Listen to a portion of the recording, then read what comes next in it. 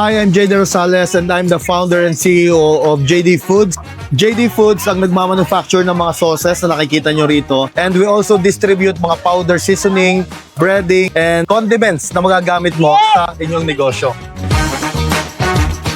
And ngayon, nandito tayo sa SMX para sa WOFEX 2025 para mag-serve pa sa maraming restaurants, caterings, hotels, and mga food manufacturing companies. So sa mga interested na mag-start ng business or meron ka ng existing business at gusto mong i-expand, we can help you when it comes to supplies na quality and at the same time affordable na makakatulong sa paglago pa ng inyong mga negosyo.